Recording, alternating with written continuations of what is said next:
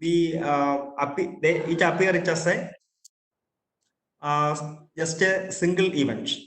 But there are number of input voltages, the horizontal plates, and it is moving very fast. And due to the persistence of vision of our eyes, it appears stationary, or it just looks like a figure or a picture of a circuit.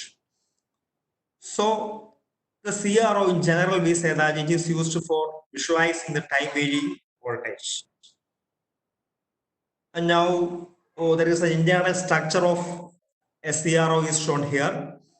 The major part of the CRO is CRT. CRT means cathode ray tube. Cathode ray tube. And in this figure, you can see the various parts of the CRO. And then at the left end, you can see there is a pins, two sets of pins on the left side that is attached to a base, and from that there is a heater which heats. The heating happens there, or the temperature rise will happen here, and there is a cathode or an electrode, namely cathode, that is placed near the heater, so that the cathode is heated in an indirect manner. The cathode is heated in an indirect manner. And when the cathode is heated up, from the cathode there emits a lot of electrons, and that electrons will move from the cathode to the screen of the CRO, that is shown by the red lights, red arrows shown here, that will pass through this entire section, and it will strike on the screen, fluorescent screen. And in between that, there are a lot of arrangements. One is the grid. First one is the grid. It is used mainly for the intensity control. Used for intensity control. That everything will be detailed in later. And first, I just brief the entire thing. Then comes the pre-accelerating anode. Pre-accelerating anode, that is shown here. This pre-accelerating anode is an anode or a positive electrode. It is used for getting speed, getting the velocity to the electrons. So the electrons will speed up by passing through this section. And there is a focusing anode here, which is shown here. This focusing anode will focus the entire beam of electrons to a particular direction or a particular location. So focusing is happening here, and then the main accelerating anode is here. Its purpose is to accelerate the electrons. And after that, there are two sets of deflection plates. One is arranged horizontally, and it is called vertical deflection plates. And the other set is arranged vertically, it is called horizontal deflection plates. By passing electrons through these sets of deflection plates, what happens is that it will get deflected, and finally it will reach the plate, the phosphor fluorescent screen plate at the edge. So this is the internal structure of a CRO, cathode ray tube.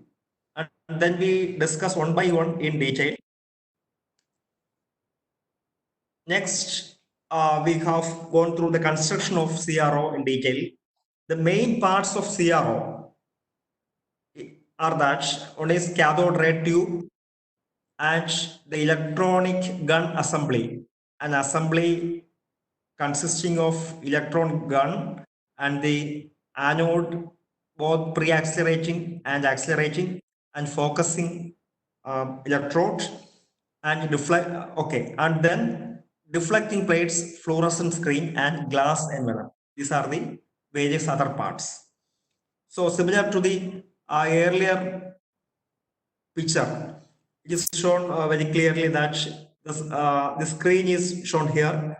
Screen is a fluorescent screen because there is a material called phosphor that is coated on the inside of this plate, inside of this this plate in this screen, and there is a glass envelope covering the entire thing, and a deflecting plates, two sets of deflecting plates. One is horizontal and the other one is vertical.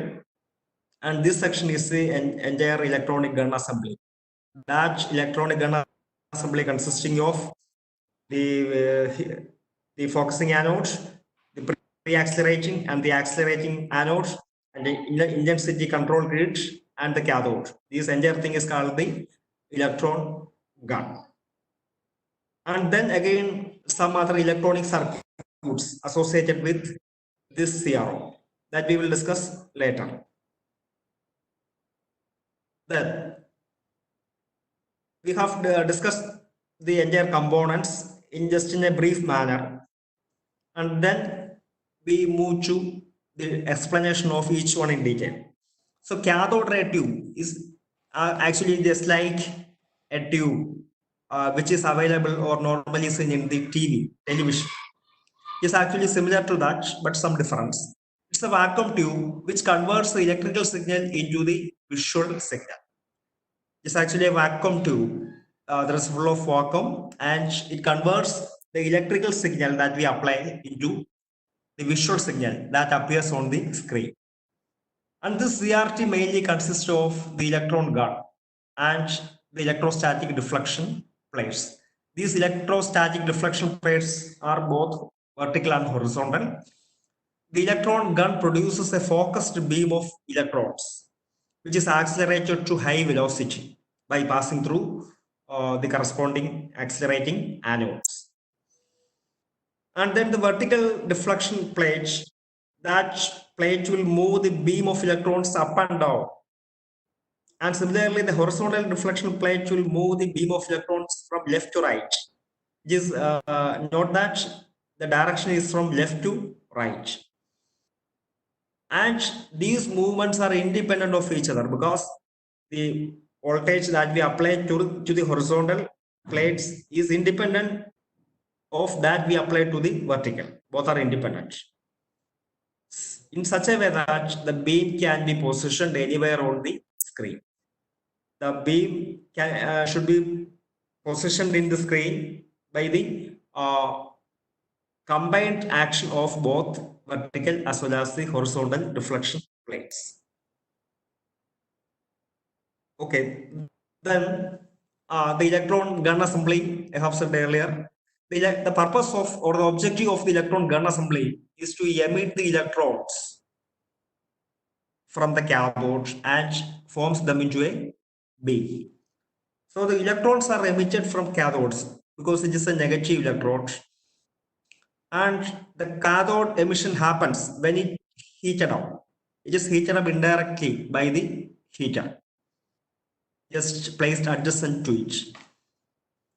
And this electron gun assembly consists of mainly heater, cathode, a grid, a pre-accelerating and a focusing and an accelerating anodes. For gaining high emission of electrons at a moderate temperature, the layers of barium and strontium is deposited on the end of the cathode. So the electrons must emit from cathode, but for having high emission of electrons, a layer of barium and strontium is deposited on the end of the cathode, so that high emission of electrons will take place. And after the emission of electrons from the cathode, it passes through the grid. The grid is called the control grid, is otherwise called the control grid or intensity grid. Its purpose is to control the amount of electrons passing. It is normally connected to some potential. If that control grid is connected to negative potential, then what happens? Then there is a repulsion between the electrons and control grid happens. So the amount of emitted electrons are less. But if we apply a positive potential to the control grid, then the electrons are more attracted and the electrons passing through that section will be more. So by adjusting the potential in the control grid, we can change the speed of electrons or in another way we can say the intensity of the electrons, the intensity of the beam can be changed. And this control grid is usually centrally located nickel cylinder, which is coaxial with the CRT axis. There is a cathode ray tube axis which is coaxial with the nickel cylinder. Okay, the CRT axis, which is coaxial, this is actually a nickel cylinder that is coaxial with the cathode ray tube axis, and it controls the intensity of the emitted electrons from the cathode. Actually, there is a focusing happens there. The focusing is of two types, normally electrostatic and electromagnetic focus. The focusing is done by the focusing anode. There is a focusing anode which is placed in between a pre-accelerating and an accelerating anode. This focusing anode will focus the electron beam, and the focusing is of electrostatic type. And let us just explain. Okay, let us just explain the electrostatic focusing in detail. So here we can see there are two plates. These two plates are shown here. One is here and the other one is placed here. The potential difference between them is E, or here plus E is applied, here minus E is connected to positive and this connected to negative. The intensity is E, and there are field lines which passes from left to right. These are the corresponding field lines, the electrostatic field lines. And these electrostatic field lines are actually equipotential in nature. Equipotential means that each for a particular line, for a particular field line, the electrostatic voltage is same. For example, this line is having an electrostatic voltage of say 1 volt. That means for the entire line, the electrostatic voltage potential is same. That are called equipotential, the potential equality of potentials. That are the equipotential lines. And there are electric field from this positive plate to the negative plate that are shown here. So these are the dotted lines are the electric field here. And these electric field lines are somewhat curved at the ends. These are somewhat curved at the ends. And we know the force acting on an electron in an electrostatic field. That force is equal to minus Q into E. Minus Q into E. Here Q is the charge of the electron. That is equal to 1.6 into 10 raised to minus 19 coulombs. And E, capital E, is the electric field intensity. So by multiplying Q and E, we get the force applying on an electron. And here a negative sign is shown because this force direction is actually opposite to the electric field direction. The electric field direction is from positive to negative in this direction, from top to bottom. But the force acting on the electron is from bottom to top, or in the opposite direction. That is why a negative sign. So the force on the electron is given by Q into E, where Q is the electron charge and E is the electric field intensity here. So due to this force of electron, or in the electron beam, due to this force of electron in the electron beam, there happens a deflection. That deflectional force is proportional to QE, that is in the vertical direction, because the deflection of the input voltage that we want to measure is always applied to the vertical plates. So the deflection of the input voltage is in the up and down direction. Okay, it is clear? I hope it is clear. And then we move to the next slide, the electrostatic deflection in detail. Electrostatic deflection, the deflection due to electrostatic phenomena in detail. Here we can see the internal structure or internal diagram inside the CRT, and here the right side there is a screen. The screen is placed. That screen is shown here.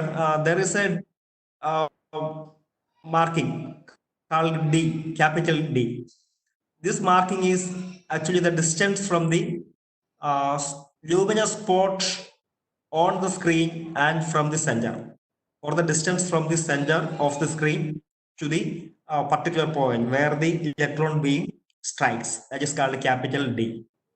And these two are, as earlier, the deflecting plates, and the deflecting voltage or electric field intensity is plus ED here, and the length of the plate is small ld. This is the length of this plate, and small d is the distance between the two plates. Distance between two plates. And let us assume that an electron is passing through the center or between these plates with a velocity Vox in the x direction. And this electron passing, after some time, what happens? There is a deflection or deviation from the original direction. That deviation is shown here, and finally it strikes the screen at this particular point. So here actually a parabolic variation or parabolic portion, and then after a straight portion. And the angle, the net angle from this deviated beam and the original direction is angle theta. This and then L, capital L, is the length of the center of the plates and the screen, that is capital L. These are the various parameters inside. And then this is actually a derivation, so we want to study in detail. And E, that I already said, is the force on the electron beam. That is actually a potential energy, E into E. That is equal to half into mv square. Half into mv square is similar to, or it's the equation of kinetic energy. So here happens a loss of potential energy and a gain in kinetic energy. Both are equal. According to the conservation of energy law, the energy lost is equal to energy gain. So loss in potential energy E is equal to gain in kinetic energy half mv square. From that, the velocity of electron beam can be obtained. That V is equal to 2 EEA by m, the square root of 2 EEA by m, where EA is the voltage of the accelerating anode, and E, here there is a letter E that is different from EA. E is the potential between these two plates. The electric field intensity along the y-axis is equal to E by D, where E is the electric field or potential between the two plates, and D, small d, is the distance between the two plates. Then the electric field intensity means the electric field per unit distance. So that is equal to E by D. And the force acting along the y-axis, F, is equal to E into E by D, because here F is equal, F is equal to E into E by D, because E by D here we substitute here because E by D is the electric field intensity. So electronic charge into electric field intensity. So that is the force acting in the y-axis.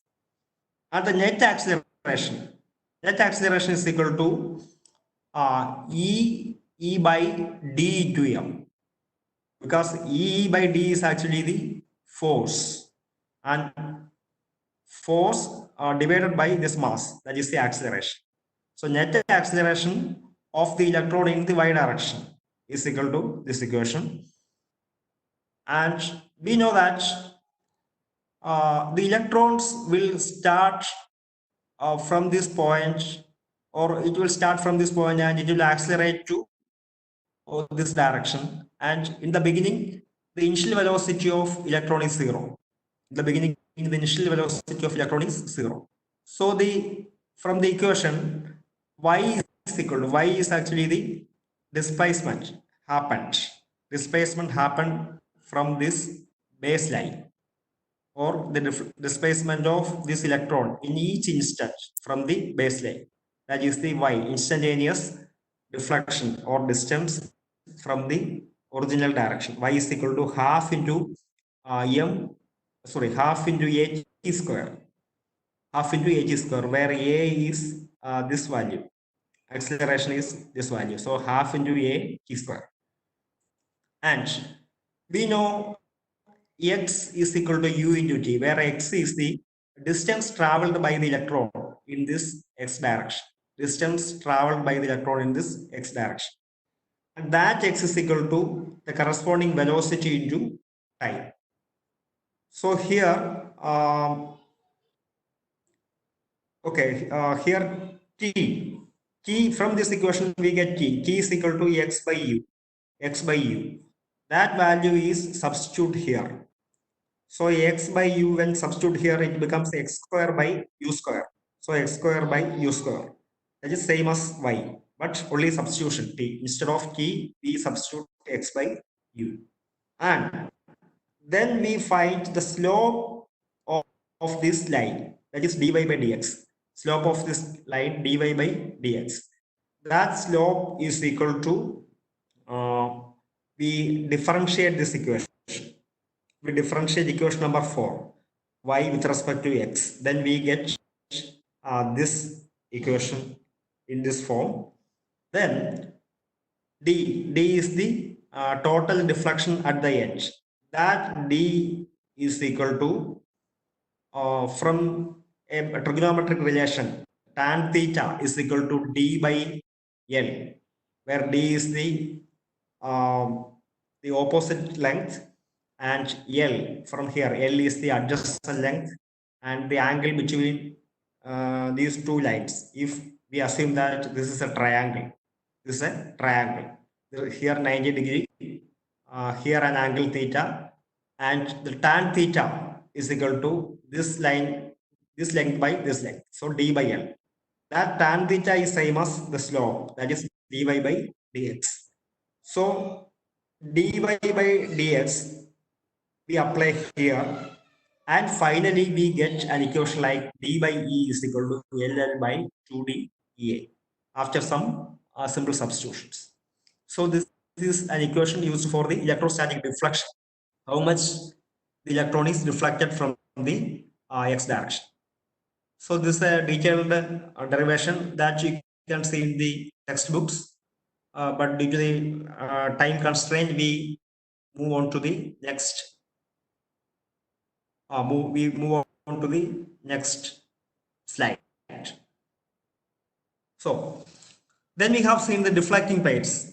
I already said that the deflecting plates are of two types. One is vertical or Y plates, and the other one is horizontal or X plates that are shown here. And in the horizontal deflection plates, we normally apply the sweep voltage. Normally apply the sweep voltage that is shown in the right side. The sweep voltage. Sweep voltage is actually used to generate a time base. അതായത് നമ്മൾ ഇതിന്റെ മെഷർമെന്റില്, electric input voltage മെഷർമെന്റില്, output voltage മെഷർമെന്റില് നമ്മൾ X ആക്സിസിൽ ഒരു time base കാണിക്കണം. അപ്പൊ ആ ടൈമിനെ ബേസ് ചെയ്ത് വേണം നമുക്ക് ഔട്ട്പുട്ട് വോൾട്ടേജ് വേരിയേഷൻ കാണാനായിട്ട്. അപ്പൊ ആ ടൈം ആക്ച്വലി കിട്ടുന്നത് ഈ സ്വീപ്പ് വോൾട്ടേജ്, ഇവിടെ കാണുന്ന സ്വീപ്പ് വോൾട്ടേജ് നമ്മൾ ഹൊറിസോണ്ടൽ പ്ലേറ്റ്സിൽ അപ്ലൈ ചെയ്യുമ്പോഴാണ് അത് കിട്ടുന്നത്. ഈ സ്വീപ്പ് വോൾട്ടേജിന്റെ പ്രത്യേകത എന്ന് പറയുന്നത് ഇത് ലീനിയർ ആയിട്ട് ഇൻക്രീസ് ചെയ്തുകൊണ്ടിരിക്കുകയാണ്. അപ്പം ഇത്രയും ടൈമിൽ ടൈം ഇങ്ങനെ കൂടിക്കൊണ്ടിരിക്കുന്നു. അത് എക്സ് പ്ലേറ്റിലാണ് അപ്ലൈ ചെയ്യുന്നത്, ടൈം ലീനിയർ ആയിട്ട് കൂടിക്കൊണ്ടിരിക്കുന്നു. അതൊരു പർട്ടിക്കുലർ പോയിന്റ് എയിലെത്തുമ്പോൾ എന്ത് സംഭവിക്കുന്നു?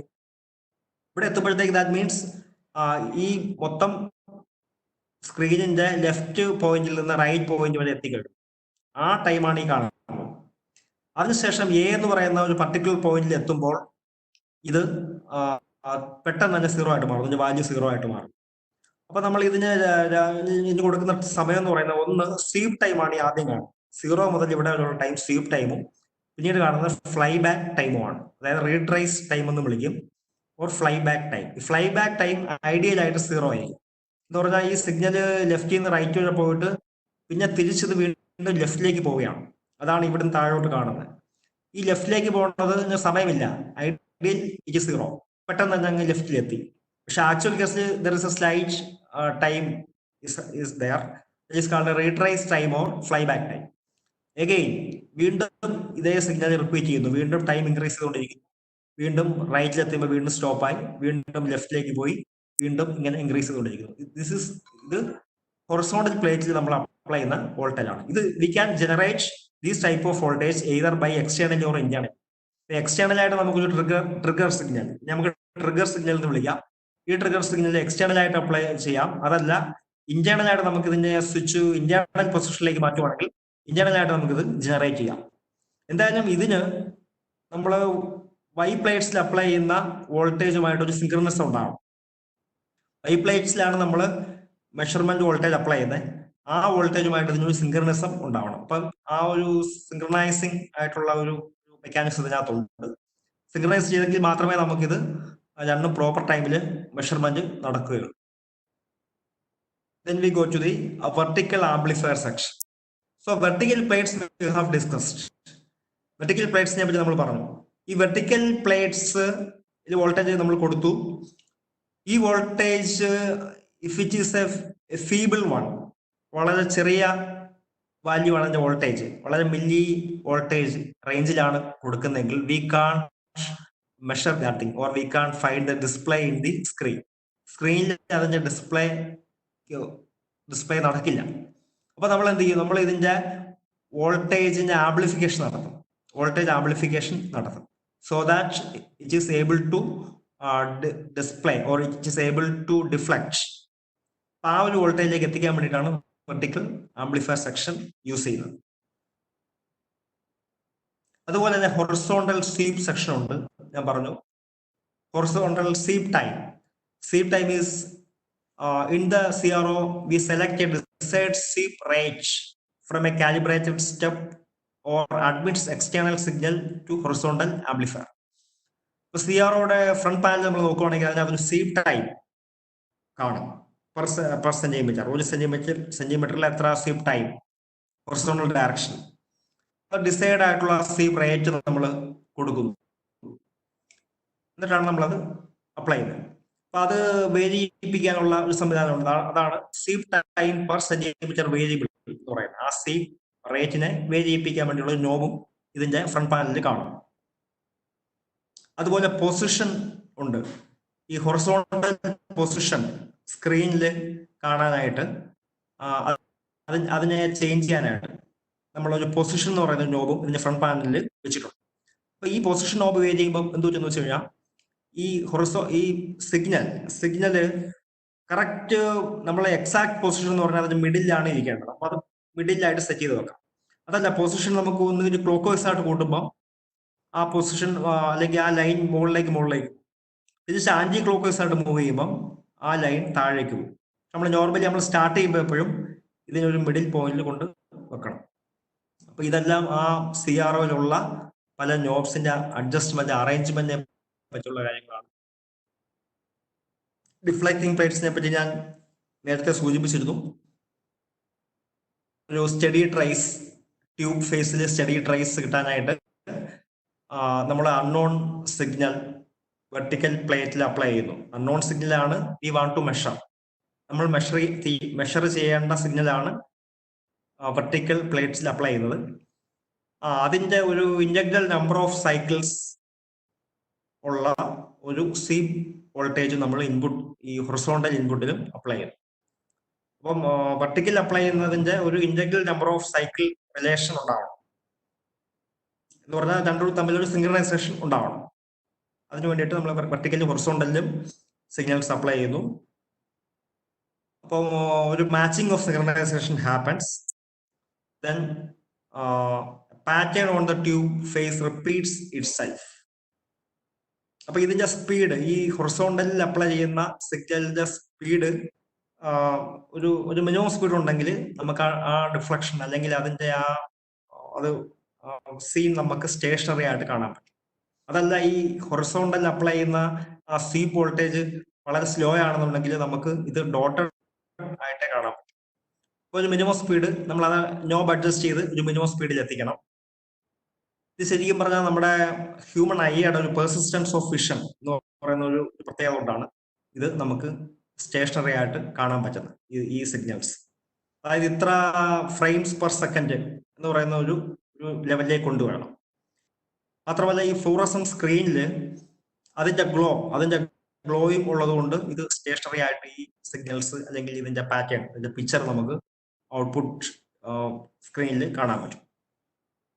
പിന്നീട് ഞാൻ പറഞ്ഞു ഈ സ്വീപ്പ് സിഗ്നൽസ് ഫ്ലൈ ബാക്ക് ടൈമിൽ, അതായത് തിരിച്ച് റൈറ്റിൽ നിന്ന് ലെഫ്റ്റിലേക്ക് വരുന്ന സമയത്ത് ആ സമയത്ത് ശരിക്കും ബ്ലാങ്ക് ആയിട്ട് വേണം.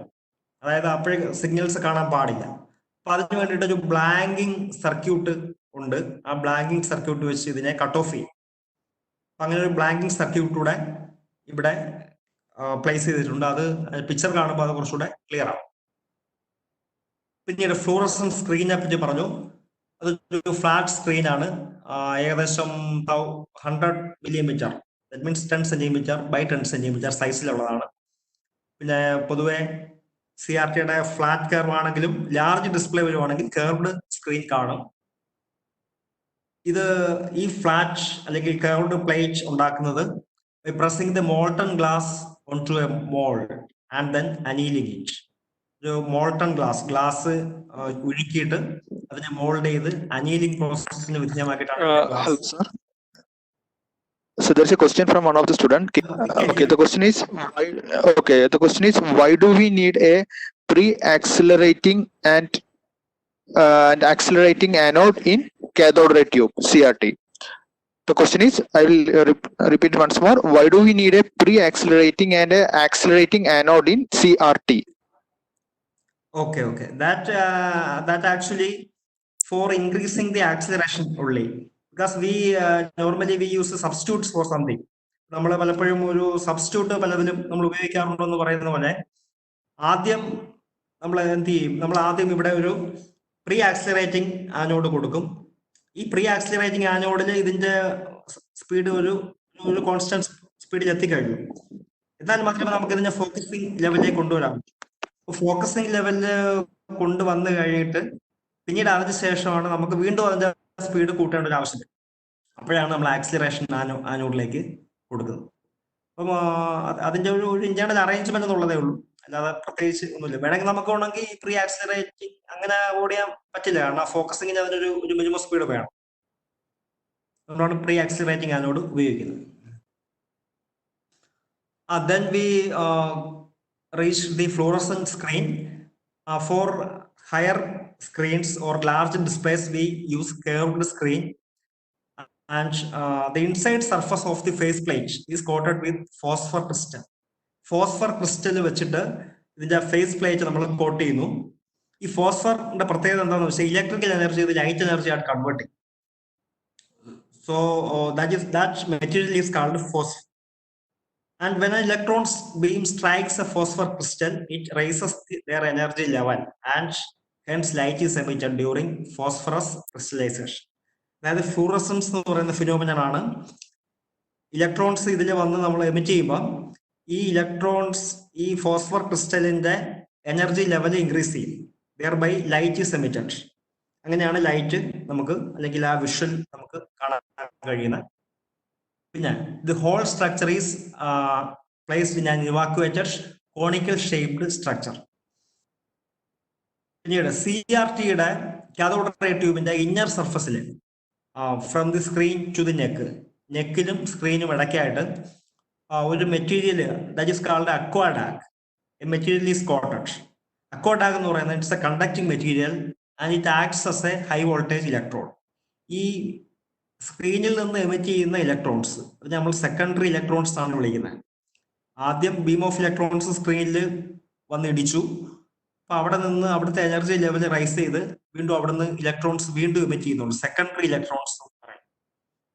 അപ്പൊ ആ സെക്കൻഡറി ഇലക്ട്രോൺസിനെ ക്യാച്ച് ചെയ്യാനായിട്ട്, അതിനെ അട്രാക്ട് ചെയ്യാൻ വേണ്ടിയിട്ടാണ് ഈ അക്വാഡാഗ് എന്ന് പറയുന്ന മെറ്റീരിയൽ യൂസ് ചെയ്തേക്കുന്നത്. അത് അതിന്റെ ഒരു ഇലക്ട്രോൺ ബാലൻസിന് വേണ്ടിയിട്ടാണ് aquadag, a material which acts as a high voltage electrode and it's a conducting material that is placed or pasted on the inside of the CRT between its neck and the screen. സ്ക്രീനും നെക്കിനും ഇടയ്ക്കാണ്. അതുപോലെ ഈ coating surface accelerating ആനോഡിലേക്ക് അത് connect ചെയ്യുകയും ചെയ്യും. These are the various parts. നമ്മൾ working of CRO മുമ്പ് പല സെഷനിലായിട്ട് നമ്മൾ പറഞ്ഞു കഴിഞ്ഞു. ഇപ്പൊ ഞാൻ ഒന്നുകൂടെ വീണ്ടും ജസ്റ്റ് ഒന്ന് എക്സ്പ്ലെയിൻ ചെയ്യാം. ഇലക്ട്രോൺസ് ഇഞ്ചക്ട് ചെയ്യുന്നു. ഇലക്ട്രോൺ ഗണ്ണിൽ നിന്ന് ഇഞ്ചക്ട് ചെയ്ത് കൺട്രോൾ ഗ്രിഡ് വഴി പോകുന്നു. കൺട്രോൾ ഗ്രിഡ് ഇലക്ട്രോൺസിന്റെ ഇന്റൻസിറ്റിയെ കൺട്രോൾ ചെയ്യുന്നു. ഇതൊരു വാക്വം ട്യൂബിലാണ്. ഈ control grid high negative potential ആയിരിക്കും. ഹൈ നെഗറ്റീവ് പൊട്ടൻഷ്യൽ ആണെന്നുണ്ടെങ്കിൽ വളരെ കുറച്ച് ഇലക്ട്രോൺസ് മാത്രമേ പാസ് ചെയ്യൂ. അതല്ല, ഈ നെഗറ്റീവ് ഇലക്ട്രോൺ ഗ്രിഡിന്റെ നെഗറ്റീവ് പൊട്ടൻഷ്യൽ കുറയ്ക്കുവാണെങ്കിൽ അതുവഴി കൂടുതൽ ഇലക്ട്രോൺസ് പാസ് ചെയ്യും. അങ്ങനെ നമുക്ക് സ്പോട്ടിനെ ഡിം ആക്കുകയോ ആക്കാതിരിക്കുകയോ ചെയ്യാം. അത് ഈ ഇന്റൻസിറ്റി ഓഫ് ഇലക്ട്രോൺസിനെ ഡിപ്പെൻഡ് ചെയ്തിരിക്കും. പിന്നീട് കൺട്രോൾ ഗ്രിഡ് വഴി പാസ് ചെയ്തു. ഫോക്കസിങ്, പ്രീ ആക്സിലറേറ്റിംഗ് ആനോഡ്സ് വഴി പോകുന്നു. ആക്സിലറേറ്റിംഗ് ആനോഡ്സ് എല്ലാം ഹൈ പോസിറ്റീവ് പൊട്ടൻഷ്യൽ ആണ്. അത് എന്തിനാന്ന് വെച്ചാൽ ഈ ബീമിനെ ഫോക്കസ് ചെയ്യാനായിട്ട്, കൺവേർട്ട് ചെയ്യാനായിട്ടാണ്. ഒരു പോയിന്റിലേക്ക് കൺവേർട്ട് ചെയ്യാൻ വേണ്ടിയിട്ട് ഇത് ഉപയോഗിക്കുന്നു. പിന്നീട് ആക്സിലറേറ്റിംഗ് ആനോഡ് വഴി മൂവ് ചെയ്ത് പിന്നീട് ഡിഫ്ലക്റ്റിംഗ് പ്ലേറ്റ്സിലേക്ക് വരുന്നു. ഡിഫ്ലക്റ്റിംഗ് പ്ലേറ്റ്സ് സീറോ പൊട്ടൻഷ്യൽ ആണെങ്കിൽ, ഡിഫ്ലക്റ്റിംഗ് പ്ലേറ്റ് സീറോ പൊട്ടൻഷ്യൽ ആണെങ്കിൽ A beam produces A spot at the centre. സെൻറ്ററിൽ ഒരു സ്പോട്ട്, ഒരു പർട്ടിക്കുലർ സ്പോട്ട് അവിടെ ഉണ്ടാക്കുന്നു. നമ്മൾ ഈ ഡിഫ്ലക്റ്റിംഗ് പ്ലേറ്റ്സിലാണ് നമ്മുടെ മെഷർ ചെയ്യുന്ന വോൾട്ടേജ് അപ്ലൈ ചെയ്യുന്നത്. അപ്പോൾ ആ മെഷർ ചെയ്യുന്ന വോൾട്ടേജ് അപ്ലൈ ചെയ്യുന്നത് അനുസരിച്ച് ആ ബീമിന് വേരിയേഷൻ വരുന്നു. അത് മുകളിലേക്കും താഴേക്കും പോകും. പിന്നീട് മാത്രമല്ല, അതേ ബീമിൽ തന്നെ ലെഫ്റ്റിൽ നിന്ന് റൈറ്റിലേക്ക് ഒരു ഫോഴ്സും ആക്ട് ചെയ്യുന്നുണ്ട്. അപ്പം അങ്ങനെ നമ്മൾ ഉദ്ദേശിക്കുന്ന ഒരു പിക്ചർ, അല്ലെങ്കിൽ ആ മെഷർ ചെയ്യുന്ന വോൾട്ടേജിന്റെ ഒരു കറസ്പോണ്ടിങ് പിക്ചർ വിഷ്വലൈസേഷൻ സ്ക്രീനിൽ ഉണ്ടാവും. ഇതൊരു സർക്യൂട്ട് ഡയഗ്രമാണ്. CROയുടെ ഒരു സർക്യൂട്ട് ഡയഗ്രമാണ് ഇവിടെ കാണുന്നത്. ഈ സർക്യൂട്ട് ഡയഗ്രത്തില് ഈ റൈറ്റ് സൈഡിൽ കാണുന്നത് CRT ട്യൂബാണ്. ഇതിൽ കാഥോഡ്, ഹീറ്റർ, കാഥോഡ്, അതുപോലെ ഗ്രിഡ് കാണിച്ചിട്ടുണ്ട്. വെർട്ടിക്കൽ റിഫ്ലക്ഷൻ പ്ലേറ്റ്സ്, ഇത് ഹൊറിസോണ്ടൽ റിഫ്ലക്ഷൻ പ്ലേറ്റ്സ്. ഈ പ്ലേറ്റ്സിലേക്ക് നമ്മൾ ഇവിടെ ഒരു പൊട്ടൻഷ്യോമീറ്റർ കണക്ട് ചെയ്തിട്ടുണ്ട്, അല്ലെങ്കിൽ വേരിയബിൾ റെസിസ്റ്റർ കണക്ട് ചെയ്തു. ഇതെന്ന് പറയുന്നത് ഇതിനകത്തേക്ക് കൊടുക്കുന്ന വോൾട്ടേജിനെ കൺട്രോൾ ചെയ്യാനായിട്ടാണ്. നമ്മൾ കൊടുക്കുന്ന മെഷേർഡ് വോൾട്ടേജ് ഒക്കെ ഇവിടെയാണ് കൊടുക്കുന്നത്. ഇത് വേരി ചെയ്യുന്നതനുസരിച്ച് ആ മെഷേർഡ് വോൾട്ടേജ്, അല്ലെങ്കിൽ വോൾട്ടേജ് ടു ബി മെഷേർഡ് നമുക്ക് ഇവിടെ അപ്ലൈ ചെയ്യാൻ പറ്റും. പിന്നീട് ഫോക്കസിങ് ആനോട് കാണിച്ചിട്ടുണ്ട്. പിന്നീട് ഇവിടെ ലെഫ്റ്റ് സൈഡിൽ കാണിച്ചേക്കുന്ന ഒരു വെർട്ടിക്കൽ ആംപ്ലിഫയർ ആണ്. വെർട്ടിക്കൽ ആംപ്ലിഫയർ പൊതുവെ യൂസ് ചെയ്യുന്നത് നമ്മൾ കൊടുക്കുന്ന വെർട്ടിക്കൽ ഇൻപുട്ട്, ആ വെർട്ടിക്കൽ ഇൻപുട്ട് ലോ ആണെങ്കിൽ, അല്ലെങ്കിൽ മെഷർ ചെയ്യുന്ന വോൾട്ടേജ് ലോ ആണെങ്കിൽ അത് ഇവിടെ അതിന്റെ എഫക്റ്റ് ഇവിടെ ഉണ്ടാവുന്നില്ല. So we connect or apply this vertical input to a vertical amplifier so that some strength will be gained. അങ്ങനെ അതാണ് ഇങ്ങോട്ടേക്ക് കണക്ട് വന്ന് അതാണ്ട് അത് ഡയറക്റ്റ് ഇങ്ങോട്ട് പോകുന്നുണ്ട്. ഇതുവഴി പോയി ഈ പറയുന്ന വൈ ഡിഫ്ലക്ഷൻ പ്ലേറ്റ്സിലേക്ക് പോകുന്നുണ്ട്. ഇതാണ് മെഷർ ചെയ്യേണ്ടത്. പിന്നീട് ഹൊറിസോണ്ടൽ ആംപ്ലിഫയർ ഇവിടെ ഉണ്ട്. ഈ ഹൊറിസോണ്ടൽ ആംപ്ലിഫയറിലേക്ക് ഇവിടെ ഒരു സ്വിച്ച് കാണിച്ചിട്ടുണ്ട്. ഒന്നെന്ന് പറയുന്നത് നമുക്ക് ഹൊറിസോണ്ടൽ ഇൻപുട്ട് C സിഗ്നൽസ് ആണ്. അത് എക്സ്റ്റേണൽ ആയിട്ട് കൊടുക്കുകയാണെന്നുണ്ടെങ്കിൽ എക്സ്റ്റേണൽ സിഗ്നൽ ഇവിടെ വരുന്നുണ്ട്. അതുപോലെ ഇന്റേണലിലും ഉണ്ട്. ഇന്റേണലിലും എക്സ്റ്റേണലിലും ഉണ്ട്. ഇത് എക്സ്റ്റേണലും ഇത് ഇന്റേണലും ആണ്. അപ്പൊ ആ സ്വിച്ച് ക്ലോസ് ചെയ്യുന്ന അല്ലെങ്കിൽ മാറ്റുന്നതനുസരിച്ച് എക്സ്റ്റേണൽ ആയിട്ടോ അല്ലെങ്കിൽ ഇന്റേണൽ ആയിട്ടോ നമുക്ക് സിഗ്നൽസ് കൊടുക്കാൻ പറ്റും. പിന്നീട് ഈ പറഞ്ഞ വെർട്ടിക്കലും ഈ ഹൊറിസോണ്ടലും തമ്മിലൊരു സിങ്ക്രണൈസേഷൻ ആവശ്യമാണല്ലോ. അതിന് വേണ്ടിയിട്ട് ഇവിടുന്ന് ഒരു സിഗ്നൽ വന്ന് ഇങ്ങോട്ടേക്ക് വരുന്നുണ്ട്. അതൊരു സിങ്ക്രണൈസേഷന് വേണ്ടിയിട്ടാണ്. ഓക്കെ. പിന്നെ സാർടൂത്ത് ജനറേറ്റർ ഞാൻ പറഞ്ഞു. സാർടൂത്ത് ജനറേറ്റർ ആണ് നമ്മൾ കണ്ട ഹൊറിസോണ്ടൽ പ്ലേറ്റ്സിൽ അപ്ലൈ ചെയ്യുന്ന വോൾട്ടേജ്. അതാണ് ഇതുവഴി എക്സ്റ്റേണൽ ആയിട്ട് ഇവിടെ കൊടുക്കുന്നത്. പിന്നീട് നമുക്കല്ലാതെ ലൈൻ ഫ്രീക്വൻസിയിൽ നിന്നും ഈ എക്സ്പേർട്സിലേക്ക് ഒരു വോൾട്ടേജ് കൊടുക്കാൻ പറ്റും. അത് നമ്മുടെ ആപ്ലിക്കേഷൻ അനുസരിച്ച് മാറ്റാൻ പറ്റും. പിന്നീട് ഞാൻ പറഞ്ഞത് ബ്ലാങ്കിങ് സർക്യൂട്ട്. ബ്ലാങ്കിങ് സർക്യൂട്ട് വരുന്നത് എന്തിനാണ്? റീട്രേസ് ടൈമിൽ ഓർ ഫ്ലൈ ബാക്ക് ടൈമിൽ ഇതിനെ ബ്ലാങ്ക് ചെയ്യുക, അല്ലെങ്കിൽ വിഷ്വലായിട്ട് കാണാതിരിക്കാം. അതിന് വേണ്ടിയിട്ട് ഒരു ബ്ലാങ്കിങ് സർക്യൂട്ട് വഴി ഇങ്ങോട്ടേക്ക് കൊടുക്കാൻ പറ്റും. പിന്നീട് ഇന്റൻസിറ്റി എന്ന് പറയുന്നത് ആക്ച്വലി എന്താണ്? ഇന്റൻസിറ്റി എന്ന് പറയുന്നത് ഈ വേരിയബിൾ റെസിസ്റ്ററിൽ ഉണ്ടാകുന്ന വേരിയേഷൻ ആണ്. അല്ലെങ്കിൽ ഇവിടെ അപ്ലൈ ചെയ്യുന്ന വോൾട്ടേജ് ആണ്. ഈ വോൾട്ടേജ് വേരി ചെയ്യുന്നതനുസരിച്ച് ഇന്റൻസിറ്റി നമുക്ക് കൺട്രോൾ ചെയ്യാം. പിന്നീട് അസ്റ്റിഗ്മാറ്റിസം എന്ന് പറയുന്നത് ഉദ്ദേശിക്കുന്നത് നമ്മുടെ ഒരു ഒപ്റ്റിക്കൽ ലെൻസിന്റെ ഒരു പ്രോപ്പർട്ടിയാണ്, ഫോക്കസിങ് അഡ്ജസ്റ്റ് ചെയ്യാൻ വേണ്ടിയിട്ട്. ഫോക്കസിങ് അഡ്ജസ്റ്റ്മെന്റ് എന്ന് പറഞ്ഞാൽ ആക്ച്വലി വേരിയേഷൻ ഇൻ റെസിസ്റ്റൻസ് ആണ്. റെസിസ്റ്റൻസ് വേരി ചെയ്യുമ്പോൾ അവിടുത്തെ വോൾട്ടേജ് പൊട്ടൻഷ്യൽ വേരി ചെയ്യുന്നു. അപ്പോൾ ആ ഫോക്കസിങ് ഇലക്ട്രോഡിന്റെ വോൾട്ടേജ് വേരി ചെയ്യുന്നു. Thereby focusing will also be vary ചെയ്യുന്നു. അപ്പോൾ ഇതെല്ലാം അതിന്റെ ഇന്റേണൽ സ്ട്രക്ചറാണ്, ബേസിക് ബ്ലോക്ക് ഡയഗ്രാം. ഇതാണ് നമ്മൾ ഇത്രയും നേരം പറഞ്ഞുകൊണ്ടിരുന്ന ഈ സംഭവം തന്നെയാണ്. നമുക്ക് അടുത്ത സ്ലൈഡിലേക്ക് പോകാം. ഓക്കെ, വർക്കിംഗ് ഓഫ് CRO നേരത്തെ പറഞ്ഞ സർക്യൂട്ട് ഡയഗ്രത്തിന്റെ ഒരു ചെറിയ പാർട്ടാണ് ഇവിടെ കാണുന്നത്. ഇവിടെ വെർട്ടിക്കൽ ഇൻപുട്ടും ഹൊറിസോണ്ടൽ ഇൻപുട്ടും നേരത്തെ പറഞ്ഞ ആ പാർട്ട് മാത്രം കുറച്ച് ഡീറ്റെയിൽ ആയിട്ട് കാണിച്ചേക്കുവാണ്. വെർട്ടിക്കൽ ആംപ്ലിഫയർ കാണിച്ചിട്ടുണ്ട്. വെർട്ടിക്കൽ ആംപ്ലിഫയറിലേക്ക് വെർട്ടിക്കൽ ഇൻപുട്ട് കൊടുക്കുന്നു, അത് CROയിലേക്ക് പോകുന്നു. പിന്നീട് ഹൊറിസോണ്ടൽ ഇവിടെ ഒരു സ്വിച്ച് കണക്ട് ചെയ്തിട്ടുണ്ട്. ഈ സ്വിച്ച് കണക്ട് ചെയ്തേക്കുന്ന ഒന്ന് വെർട്ടിക്കൽ ആംപ്ലിഫയറിലേക്കുള്ള ഒരു കണക്ഷൻ, ഒരു സിങ്ക്രണൈസേഷന് വേണ്ടിയിട്ടാണ് ഒന്ന്. പിന്നീട് എക്സ്റ്റേണൽ ട്രിഗർ കണക്ട് ചെയ്യാനായിട്ട് ഇവിടെ ഒരു കണക്ഷൻ നമുക്ക് ഇങ്ങോട്ട് ചെയ്യാൻ പറ്റും. പിന്നീട് AC ലൈനിൽ നിന്നും, നമ്മുടെ 50 Hz AC ലൈനിൽ നിന്നും വേണമെങ്കിൽ ഒരു സിങ്ക്രണസ് സ്വീപ്പ് വോൾട്ടേജ് ജനറേറ്റ് ചെയ്യാൻ പറ്റും. അതിന് വേണ്ടിയിട്ടുള്ള കണക്ഷനാണിത്. സ്വീപ്പ് വോൾട്ടേജ് ഇവിടെ കൊടുത്തു.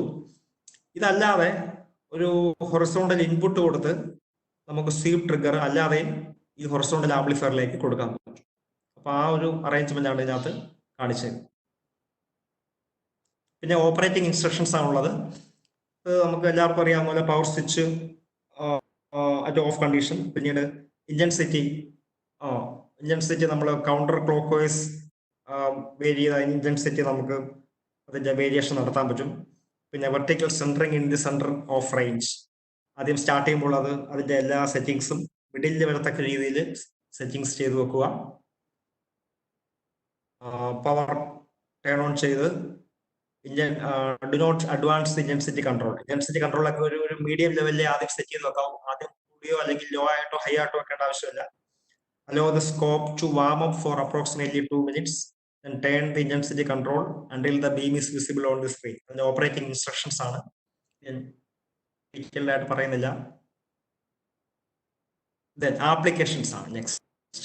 അപ്പോൾ ആപ്ലിക്കേഷൻസ് വരുന്നത് മെയിനായിട്ടും ഇത് വോൾട്ടേജ് മെഷർമെന്റിനും ഫ്രീക്വൻസി മെഷർമെന്റും പിന്നെ ലിസാജസ് പാറ്റേൺ എന്ന് പറയുന്ന വേറൊരു ടൈപ്പ് ഓഫ് പിക്ചേഴ്സ്, ഈ 3 കാര്യങ്ങൾക്കാണ് മെയിനായിട്ട് യൂസ് ചെയ്യുന്നത്. voltage measurement, frequency measurement, and the Licaj's pattern study analysis. Voltage മെഷർമെന്റിൽ ഞാൻ നേരത്തെ പറഞ്ഞതുപോലെ ഒരു സിഗ്നൽ ജനറേറ്ററുമായിട്ട് നമ്മൾ കണക്ട് ചെയ്യുന്നു. ലാബിൽ ഒരു സിഗ്നൽ ജനറേറ്റർ, അതിൽ നിന്ന് ഒരു പർട്ടിക്കുലർ ഫ്രീക്വൻസിയിലുള്ള സിഗ്നൽ ഇവിടെ സെറ്റ് ചെയ്യാൻ പറ്റും. അത് ഒരു AC വോൾട്ട് മീറ്റർ കണക്ട് ചെയ്ത് ആ വോൾട്ടേജ് എത്രയാണെന്ന് അറിയാൻ പറ്റും. ഓസിലോസ്കോപ്പിലേക്ക് കൊടുത്തു, വെർട്ടിക്കൽ റിഫ്ലക്ഷൻ പ്ലേറ്റ്സിലേക്ക് കൊടുത്തു. അതിന്റെ പിക്ചർ അല്ലെങ്കിൽ സ്ക്രീനിൽ കിട്ടുന്ന പിക്ചർ ഇങ്ങനെയായിരിക്കും.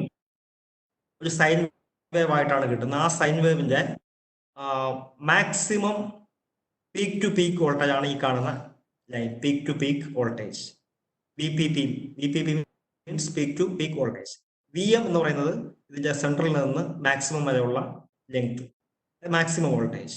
അപ്പൊ RMS value of the voltage can be RMS value of the voltage can be measured by multiplying 0.707 into VM. നമുക്ക് RMS value, effective value of voltage നമുക്ക് ഇതിൽ നിന്ന് കണ്ടുപിടിക്കാൻ പറ്റും. ഇതെങ്ങനെയാണ് പിക്ചേഴ്സ് കിട്ടുന്നത്? നമുക്ക് ഈ വോൾട്ടേജ് മെഷർമെന്റ് ഈ CRO നോക്കുവാണെങ്കിൽ നമ്മൾ CROയുടെ ഫേസിൽ അല്ലെങ്കിൽ അതിന്റെ ഫ്രണ്ട് പാനലില് അതിന്റെ സ്ക്രീനിൽ നോക്കുമ്പോൾ അതിനകത്ത് പല ലൈൻസ്, പല സ്ക്വയേഴ്സ് കാണാൻ കഴിയും. അത് മാർക്ക് ചെയ്തിട്ടുണ്ട്. അപ്പോൾ ഓരോ സ്ക്വയേഴ്സും ഒരു പർട്ടിക്കുലർ വോൾട്ടേജ് നമുക്ക് സെറ്റ് ചെയ്ത് വെക്കാൻ പറ്റും. CRO കാണുന്നവർക്കറിയാം, അല്ലെങ്കിൽ അത് ഓപ്പറേറ്റ് ചെയ്യുന്നവർക്കറിയാം. ആ CROയുടെ റൈറ്റ് സൈഡിലുള്ള നോബ് ടേൺ ചെയ്യുന്നതനുസരിച്ച് അതിനകത്തുള്ള ഓരോ സ്ക്വയറും ഇത്ര വോൾട്ടേജ് ആണ് എന്ന് നമുക്ക് സെറ്റ് ചെയ്ത് വെക്കാൻ പറ്റും. അങ്ങനെ നമുക്ക് വോൾട്ടേജ് നമുക്ക് മെഷർ ചെയ്യാവുന്നതേ ഉള്ളൂ. അപ്പൊ അങ്ങനെ നമുക്ക് ആ സ്ക്വയേഴ്സ് എണ്ണി നോക്കി തന്നെ എത്ര വോൾട്ടേജ് ആണെന്ന് കണ്ടുപിടിക്കാം. അപ്പോൾ VPP means peak to peak voltage, VM is half of peak to peak, and VRMS is √2 times the VM. ഇത് വോൾട്ടേജ് മെഷർ ചെയ്യാനായിട്ട് അൺനോൺ വോൾട്ടേജ് ആണ്. ഇവിടെ അൺനോൺ വോൾട്ടേജ് ആണെങ്കിലും നമുക്ക് അറിയാൻ പറ്റും. നമുക്ക് ഒന്നുകിൽ നമുക്ക് ഇങ്ങനെ CRO വഴി അറിയാം, അല്ലാതെ വോൾട്ട് മീറ്റർ വെച്ച് മെഷർ ചെയ്തും ഇത് നമുക്ക് ഒന്നുകൂടെ കൺഫേം ചെയ്യാം, അല്ലെങ്കിൽ കാലിബ്രേറ്റ് ചെയ്യാം. വോൾട്ടേജ് മെഷർമെന്റ് ആണ് ഇതിന്റെ ഒരു മേജർ പർപ്പസ് CROയുടെ. പിന്നെ അതുപോലെ മറ്റൊരു ആപ്ലിക്കേഷൻ എന്ന് പറയുന്നത് ഫ്രീക്വൻസി മെഷർമെന്റ് ആണ്. ഫ്രീക്വൻസി മെഷർമെന്റ് ഉദ്ദേശിക്കുന്നത് ഹൊറിസോണ്ടൽ ഇൻപുട്ടിൽ അപ്ലൈ ചെയ്യുമ്പോൾ ഒരു പർട്ടിക്കുലർ പീരീഡ് നമ്മൾ ഫോർ എക്സാമ്പിൾ നമ്മൾ പഴയ പിക്ചർ എടുക്കുകയാണെങ്കിൽ ഈ പിക്ചറിൽ C മുതൽ D വരെയുള്ള points, C C to D, ഈ C to D വരെ എത്ര കോളം ഉണ്ടോ നമ്മൾ നോക്കും. എന്നിട്ട് ഒരു ബ്ലോക്കിൽ എത്രയാണ് അതിന്റെ ടൈം എന്നുള്ളത്, ആ ടൈം നമുക്ക് ആ സെറ്റിങ്സ് നോക്കിയിട്ട് അറിയാൻ പറ്റും. അപ്പം ഫൈനലി നമുക്ക് ടോട്ടൽ എത്ര ലെങ്ത് കിട്ടുമെന്ന് നമുക്കറിയാം, അല്ലേ?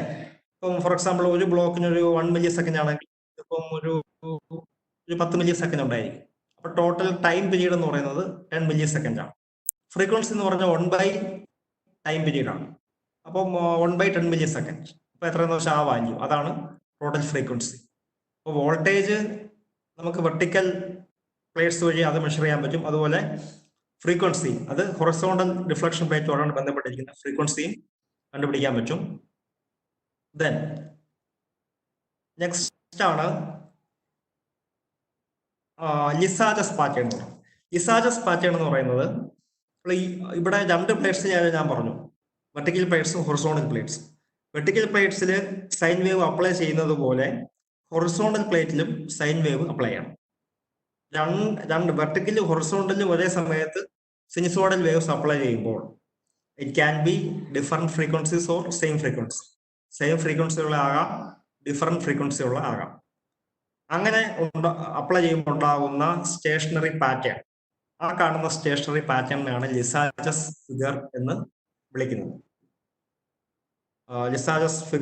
നമ്മൾ വിളിക്കുന്നത്. ഇവിടെ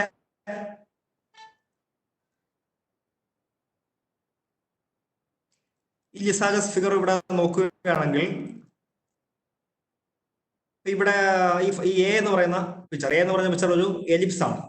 ഈ എലിപ്സിൽ ഇതിന്റെ frequency ratio, horizontal to vertical frequency ratio എന്ന് പറഞ്ഞാൽ 1:1 എന്ന് പറഞ്ഞാൽ ഉദ്ദേശിക്കുന്നത് ഈ റേഷ്യോ കിട്ടുന്നത് എങ്ങനെയാണെന്ന് പറയുന്നത്, ഇവിടെ വെർട്ടിക്കൽ ആക്സിസും ഉണ്ട്, ഹൊറിസോണ്ടൽ ആക്സിസും ഉണ്ട്. ഇവിടെ ഒരു വെർട്ടിക്കൽ ആക്സിസും ഇവിടെ ഒരു ഹൊറിസോണ്ടൽ ആക്സിസും. അപ്പൊ വെർട്ടിക്കൽ ആക്സിസിൽ എത്ര തവണ ടച്ച് ചെയ്തു? ഒരു തവണ. ഹൊറിസോണ്ടൽ ആക്സിസിൽ ഒരു തവണ ടച്ച് ചെയ്യും. സോ 1:1. ഈ ഫിഗറിന്റെ ഫ്രീക്വൻസി റേഷ്യോ എന്ന് പറയുന്നത് 2:1 ആണ്. ബിക്കോസ് വെർട്ടിക്കലിൽ ഉണ്ടാകുന്ന ടച്ചിങ്സ് 1, 2, ഹൊറിസോണ്ടൽ only 1. 2:1. അങ്ങനെ നമുക്ക് പല റേഷ്യോസ് നമുക്കിവിടെ കണ്ടുപിടിക്കാൻ പറ്റും. എന്ന് പറഞ്ഞാൽ കമ്പാരിസൺ, ഫ്രീക്വൻസി കമ്പാരിസൺ നമുക്കറിയാൻ പറ്റും. ഇപ്പം ഇവിടെ 2:1 മീൻസ് ഹൊറിസോണ്ടലിൽ അപ്ലൈ ചെയ്യുന്ന ഫ്രീക്വൻസി, സപ്പോസ് ഹൊറിസോണ്ടലിന്റെ ഫ്രീക്വൻസി 2 ആണെങ്കിൽ വെർട്ടിക്കൽ ഫ്രീക്വൻസി 1 ആയിരിക്കും. അല്ലെങ്കിൽ ആ റേഷ്യോയിലായിരിക്കും രണ്ടിന്റെയും ഫ്രീക്വൻസി വരുന്നത്. പിന്നീട് ഈ വെർട്ടിക്കലിലും ഹൊറിസോണ്ടലിലും നമ്മൾ ഒരേ ഫ്രീക്വൻസി ഈക്വൽ മാഗ്നിറ്റ്യൂഡ് ഉള്ള വോൾട്ടേജ് കൊടുക്കുകയാണെങ്കിൽ നമുക്ക് കിട്ടുന്ന ഔട്ട്പുട്ട് ഒരു സർക്കുലർ ഔട്ട്പുട്ട് ആയിരിക്കും, സർക്കുലർ പിക്ചർ ആയിരിക്കും, സർക്കിളിന്റെ പിക്ചർ ആയിരിക്കും കിട്ടുന്നത്. ഇനി ഈ പറയുന്ന ഈ ഫ്രീക്വൻസികൾ വേരി ചെയ്യുമ്പോൾ, ഫ്രീക്വൻസി വേരി ചെയ്യാം, അതല്ലെങ്കിൽ ഇതിന്റെ ഫേസ് ഡിഫറൻസ് വേരി ചെയ്യാം. ഈ ഹൊറിസോണ്ടലിനും വെർട്ടിക്കലിനും കൊടുക്കുന്ന ഫേസ് ഡിഫറൻസ്, സിഗ്നലിന്റെ ഫേസ് ഡിഫറൻസ് വേരി ചെയ്യുന്നത് അനുസരിച്ച് ഇതിന്റെ സിഗ്നൽസ് ഈ സർക്കിൾ ഷേപ്പിൽ നിന്ന് എലിപ്റ്റിക്കൽ ഷേപ്പിലേക്ക് മാറും. അത് ആ ഫേസ് കൂട്ടുന്നതനുസരിച്ച് അതിന്റെ സർക്കിൾ ടു എലിപ്റ്റിക്കൽ ആ ഒരു നേച്ചർ മാറിക്കൊണ്ടിരിക്കും. അങ്ങനെ നമുക്ക് പല പാറ്റേൺസ് ഇതിനകത്ത് കിട്ടും.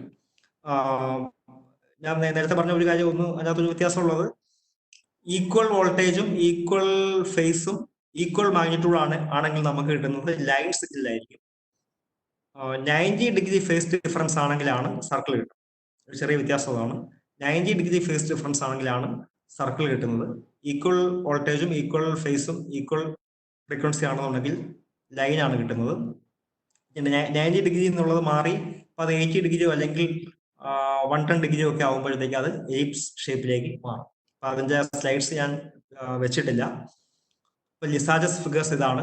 ഫ്രീക്വൻസി മെഷർ ചെയ്യാനായിട്ടാണ്, കമ്പയർ ചെയ്യാനായിട്ടാണ് യൂസ് ചെയ്യുന്നത്.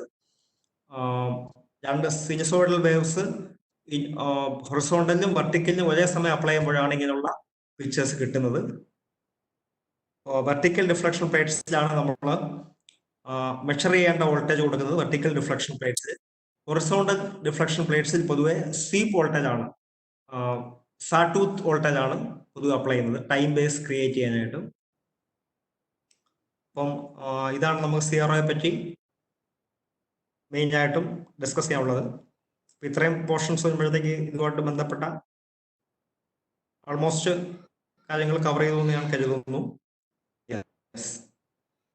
ആപ്ലിക്കേഷൻസ് ഇത്രയാണ് ആപ്ലിക്കേഷൻസ്. തൊട്ടും അതിന് മുമ്പുള്ളത് ഇതിന്റെ വർക്കിങ്ങും ബേസിക് സർക്യൂട്ട് ഡയഗ്രാമും മറ്റു കാര്യങ്ങളുമാണ്. CROയുടെ വർക്കിംഗ് ആൻഡ് ഇറ്റ്സ് ആപ്ലിക്കേഷൻസ്, ഇതാണ് CRO എന്ന് പറഞ്ഞ ഈ ടോപ്പിക്കിൽ നമുക്ക് പഠിക്കാനുള്ള ഭാഗം. Okay, thank you.